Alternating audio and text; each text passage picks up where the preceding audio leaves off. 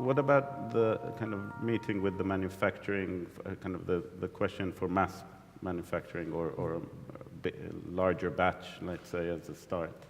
Yeah. I mean, maybe you can just talk a bit about that, because I know you guys traveled to different places to see about manufacturing. And Yeah, we were lucky enough to get on the ARM Accelerator program in Shenzhen, the chip manufacturer. So they paid for us to have three trips over to China. Jim's actually been 4 times now. I've been just the once. That was sort of really eye-opening. The scale of everything that's happening over there and how rapidly it's growing, and the size of the factories and everything was really quite crazy, because we're obviously got a background in making one-offs with the woodpecker. It was all about printing one thing, installing it. So how did you transition to design for manufacturing? Because you don't really study that much during your BA, even your MA. In industrial design, you kind of see examples, but to actually go through that process, there were conversations with engineers, conversations about... So we like through my course at university, you learn about these things, like you say, but you have no practical experience. So we started to work with an external consultant, and because it was such a daunting process, we wanted that expertise to help us through to begin with. And we really sort of rushed through this prototype, the whole process. We condensed it into a couple of months, really. We sort of had them developing the product alongside us.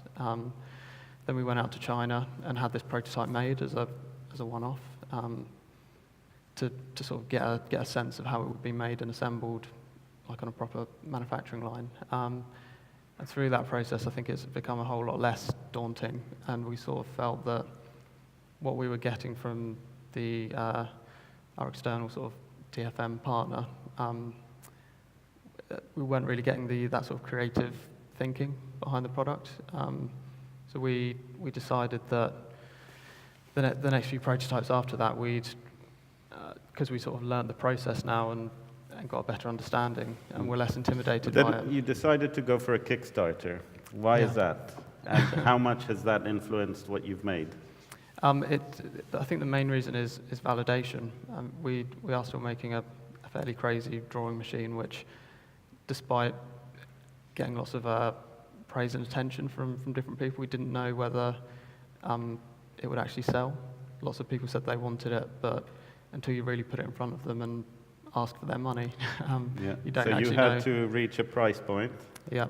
How did you do that?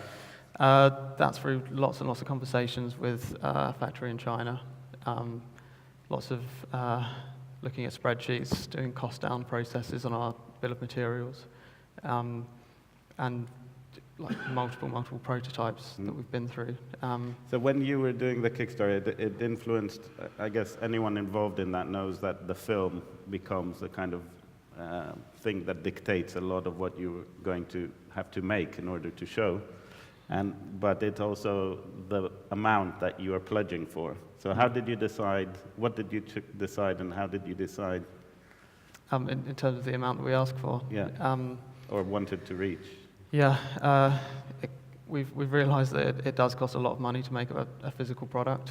And like you were mentioning earlier, there's minimum order quantities that you need to get to. So our goal had been 2,000 units through talking to the factory. And that would be around 350 to 400,000 pounds. But I think it's quite crazy to then put that as a goal on a Kickstarter campaign, because we found that it's quite off-putting to consumers or people who are backing a Kickstarter to see such a monstrous target. To see the real yeah, to see how much it really costs, and so you have to put quite a low goal at that point. And once you reach that target, I think that's where it starts to snowball. Once people see that you've reached it, I think it feels like less of a risk to then back your project, because they think they've reached £100,000. They're now able to produce the product, so I might as well buy one. So you set 100,000, and what did you reach before you closed? 362. So just about on the cusp of our 2,000 orders. So it was very lucky. But we've then put the project onto Indiegogo as well, because they've got a crowdfunding platform. But you were also talking about what's the happiest day and what's the most daunting day. We'd heard from other people that the happiest day is when you've reached your goal, you've finished your campaign, the money's about to hit your bank account, and the worst day is the day after that when you realise you've actually got to make it and you've got all this responsibility.